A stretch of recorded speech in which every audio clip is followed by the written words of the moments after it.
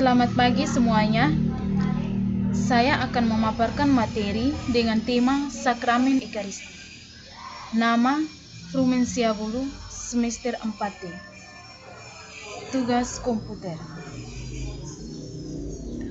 Bagian yang pertama, pengertian dari Sakramen Ekaristi.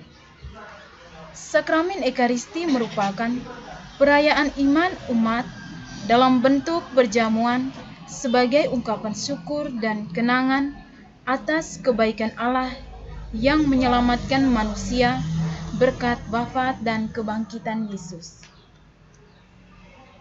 Ekaristi juga adalah sumber dan puncak dari umat Katolik. Bagian B, nama-nama dari Sakramen Ekaristi. Yang pertama, bagaimana sakramen ini dinamakan?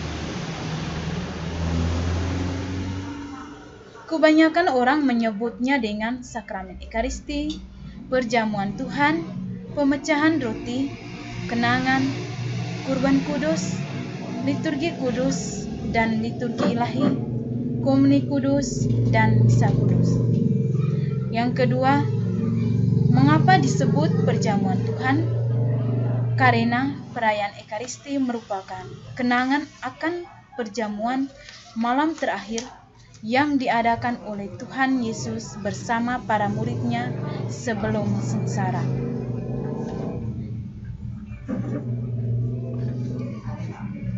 Bagian C, penetapan Sakramen Ekaristi.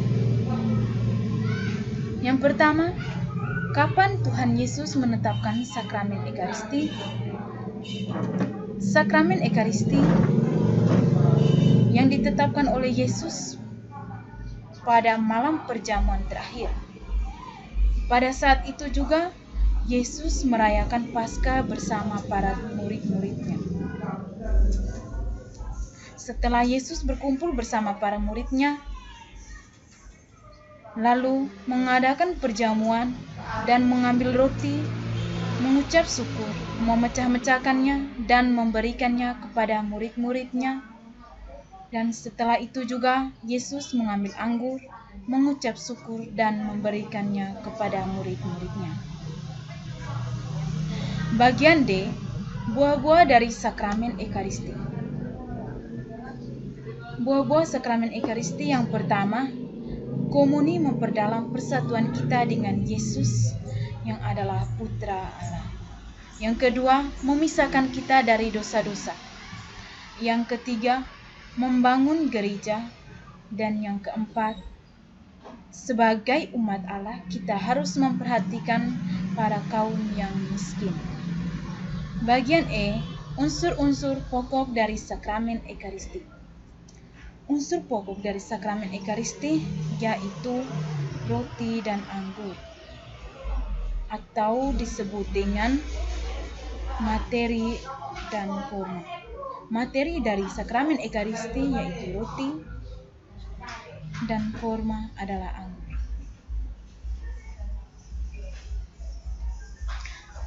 F, bagian-bagian dari perayaan Ekaristi.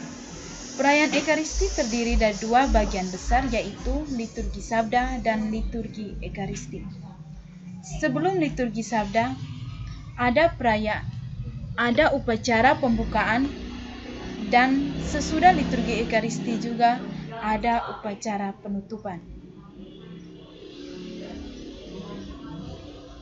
Bagian yang terakhir, sikap yang pantas dalam menyambut komuni kudus. Yang pertama, sikap batin. Sikap batin yang harus kita tunjukkan adalah menyiapkan hati kita sebelum menyambut Tuhan. Dan yang paling utama adalah kita harus mengakukan dosa kita terlebih dahulu sebelum menerima komuni kudus. Yang kedua, sikap lahiriah atau sikap tubuh. Sikap lahiriah yang harus kita tunjukkan saat mengikuti perayaan Ekaristi. Yang pertama, sebelum menerima komuni, kita harus berdiri menuju altar atau tempat di mana imam akan membagikan komunion. Sekian dan terima kasih.